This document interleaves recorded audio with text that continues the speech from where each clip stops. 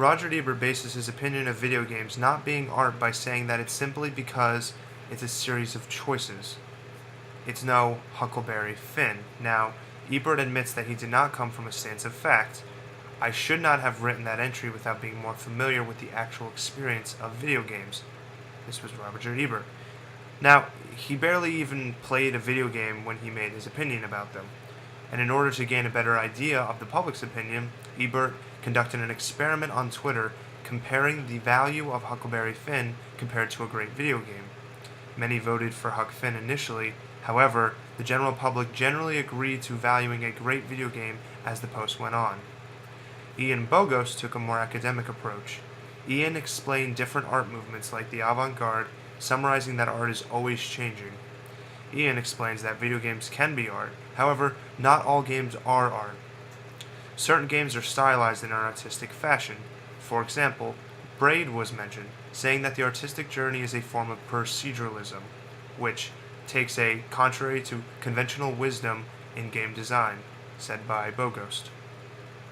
Personally, I believe that Bogost took a much stronger stance in the argument. Not only does he see both sides, he also did his research on the subject instead of blindly throwing down his opinion on the matter.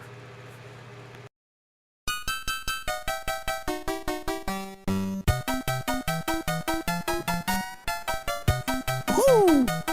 Yeah. Ooh. Yeah.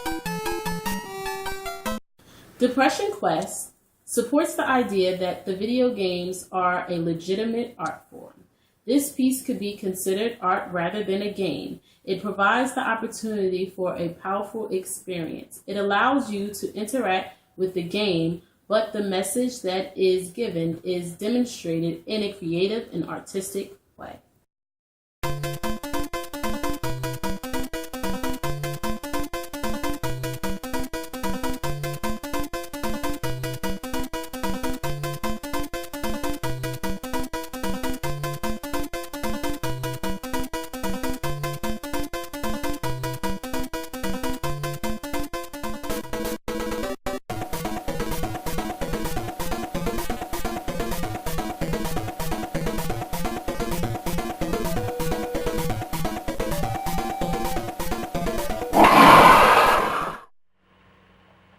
Defer's Dying is a role-playing simulation-like game, which some might say is different compared to other more traditional games due to its survival genre level of powerlessness. Bogost is quoted saying, "One of the unique properties of video games is their ability to put us into someone else's shoes. But most of the time these shoes are bigger than our own." He continues to say that those games would do well to invite us into the smaller steps of more uncomfortable shoes of the downtrodden, rather than the larger, well-heeled shoes of the powerful. Depression Quest also contains a similar level of entropy, where players find themselves more as a reactor of their environment instead of a prime mover. Combined with the player's will to survive, they find their character's personal options and talents as hindrance in efforts for stability. As Bogost said with Defer, the player does not sneak, he or she cowers. This relationship between player and character is fueled by sheer empathy.